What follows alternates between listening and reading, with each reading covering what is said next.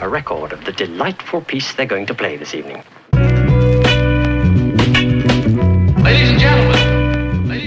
Et bonjour à tous, on se retrouve dans une nouvelle vidéo. Aujourd'hui on va parler de mes meilleurs livres de l'année 2023. Alors je vais passer très rapidement sur les livres parce que je vous en ai parlé moult fois, en tout cas sur les dernières vidéos. Donc je veux pas que ce soit trop redondant, comme ça je vous présente ce qui m'a vraiment plu cette année. Je vous fais un petit résumé succinct et puis voilà. En tout cas, j'espère que vous allez bien. Ici, tout va bien. Je voulais vous dire, donc petit aparté comme je fais régulièrement ces derniers temps sur la chaîne, n'hésitez pas à mettre un pouce en l'air et à vous abonner. Ça ne vous coûte rien et ça me soutient énormément, ça m'aide beaucoup. Donc vraiment n'hésitez pas. Donc on va commencer tout de suite par Ashes Falling for the Sky, le tome 1 et le tome 2. Ça a été une petite révélation pour moi. Donc c'est de Nin Gorman et Mathieu Guibé, publié chez Albin Michel.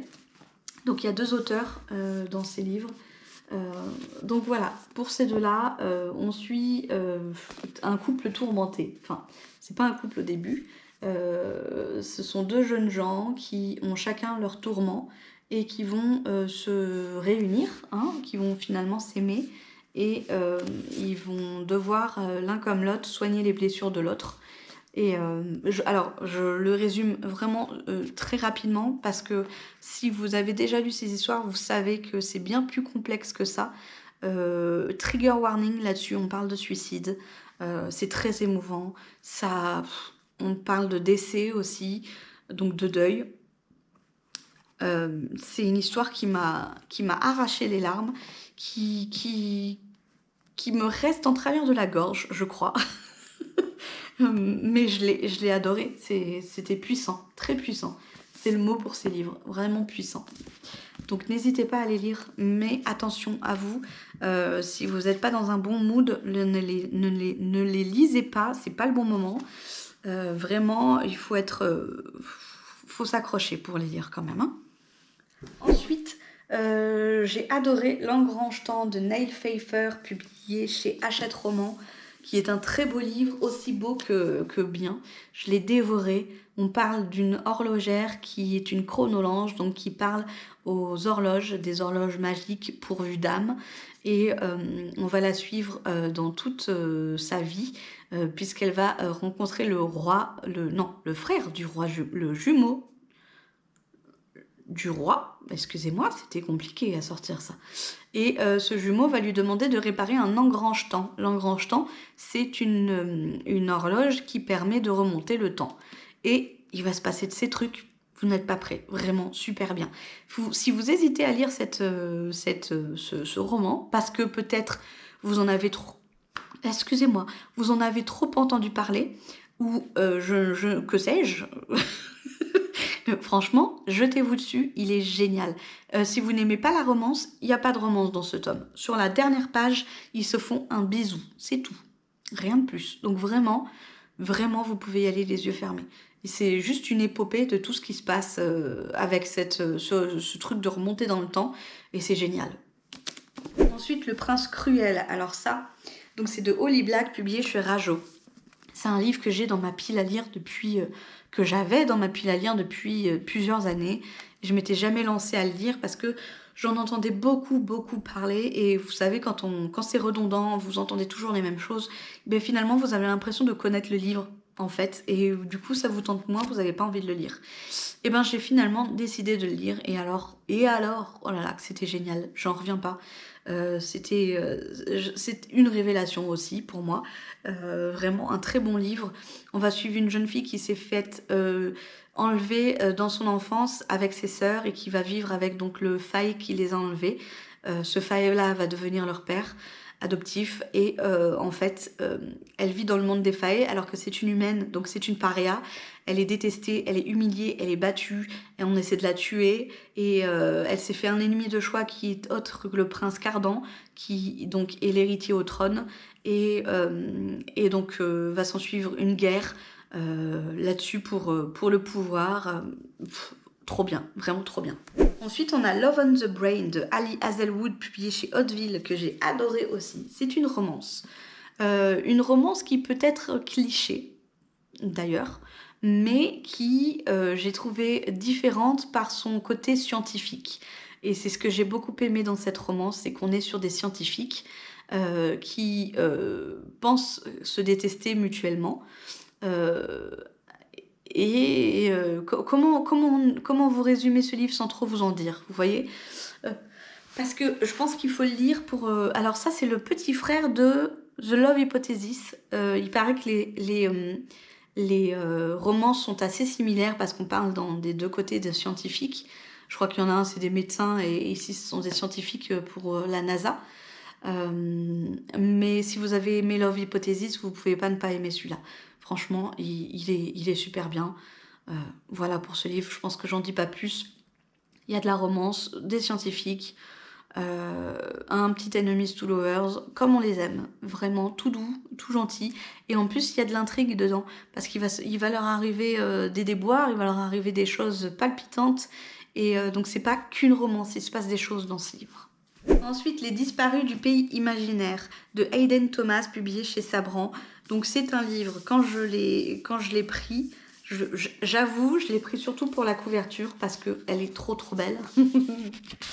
Et parce que c'est une réécriture du conte de Peter Pan. Ok, je me suis dit, bon, je vais me laisser tenter. C'était le premier que je lisais comme ça, une première réécriture que je lisais. Je voulais tester.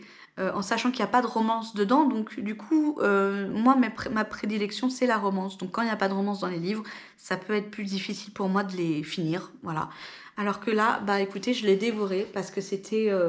Il y a une intrigue, il y a un suspense tout du long, vous avez comment on appelle ça? Une tension palpable vraiment tout le long du livre, et c'était génial. Je vous en dis pas plus sur ce livre. C'est une réécriture sombre du conte de Peter Pan, donc les bisounours, on oublie. Il y a pas, à mon sens, il n'y a pas de trigger warning. Renseignez-vous quand même au préalable, mais pour celui-ci, il me semble que franchement, c'est plutôt doudou. Enfin, doudou, façon de parler, quoi. Voilà. Ensuite, The Five Crowns de Aka Mulford, publié chez Slalom. Pareil, c'est un livre que j'ai adoré. C'est un slow burn. Ouais, pour moi, c'est un slow burn, en tout cas. Je n'ai pas trouvé qu'il y avait une énorme romance. Et elle arrive tout doucement. Il n'y a rien de olé olé, hein, de trop cru. Vraiment, c'est cool. C'est un très beau livre aussi. Un jaspage de folie. Et donc là-dessus, on va suivre donc Rémi, qui depuis le massacre de sa famille et de son peuple a dû apprendre à se cacher et à cacher ses pouvoirs pour survivre. Elle est devenue fugitive. Elle se croit perdue lorsqu'elle est capturée pour ses dons de sorcière rouge par le prince Faé, connu pour sa vie dissolue et ses prouesses guerrières. Elle ne tarde pourtant pas à découvrir que les intentions de cet homme sont plus complexes qu'elle ne le craignait, et surtout loin d'être innocentes à son égard. Très très bien comme livre.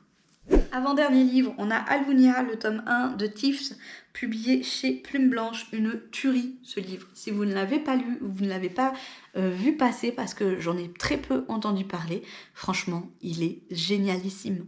C'est un des meilleurs livres que j'ai pu lire cette année. Là-dedans, on va suivre une jeune fille qui, pas de chance pour elle, va mourir. Et oui, elle meurt. Mais elle se retrouve plongée dans un univers parallèle, quelque chose comme ça, je sais pas comment le décrire, et donc elle va tomber dans une ville et dans un peuple où tout le monde est en guerre un peu, et il y a des rebelles, donc les rebelles qui essaient de déjouer les plans de la royauté, on va appeler ça comme ça, donc c'est dans un monde contemporain mais futuriste. Et donc du coup on va la suivre, elle va devoir s'allier aux rebelles, il va y avoir une romance, pareil, c'est un slow burn, c'est juste à la fin on a un petit bisou et puis c'est tout, et il se passe rien de plus. Il y a un deuxième tome qui est sorti, que j'ai hâte de lire et que j'ai déjà dans ma pile à lire, et voilà pour ce livre. Franchement une tuerie, il faut le lire, Et en dernier, on a The Never King de Niki Synchro, publié chez Roncière, et là, attention, trigger warning, public averti et majeur et vacciné. Non, je déconne pour la vaccination, vous faites bien ce que vous voulez. Mais en tout cas, trigger warning, violence physique, violence sexuelle, humiliation, non-consentement, et j'en passe. Voilà, on est là-dedans. Là-dedans, il y a de la romance. C'est même plus de la romance, c'est très très cru, très cru, très violent. Il y en a tout le long du livre. Donc si vous n'aimez pas ça, passez votre chemin. Sinon, ce livre, c'est une réécriture sombre du conte de Peter Pan, mais version sexy. Et je l'ai défoncé. Voilà, c'est le premier mot qui m'est venu à l'esprit. Je l'ai dévoré. Je l'ai tué en l'espace de peut-être 2 heures. Et je l'ai trouvé super bien, avec de l'intrigue. La fin se termine sur une intrigue justement qui vous donne très très envie de lire la suite, qui n'est pas encore sortie et je ne sais pas quand est-ce qu'elle va sortir. J'ai eu vent que ça ne tarderait pas, mais on ne sait pas. Voilà pour ce livre. Et c'est fini pour mes livres, mes lectures favorites de l'année 2023. J'espère que ça vous aura plu et que peut-être ça vous aura donné des idées aussi de lecture. Sur ce les amis, moi je vous dis au revoir. Et oui, on se quitte aujourd'hui. C'est la fin de cette vidéo. Je vous souhaite de passer de bons moments. Je vous embrasse. Plein de bisous et à bientôt. Bye bye. A record of the delightful piece they're going to play this evening.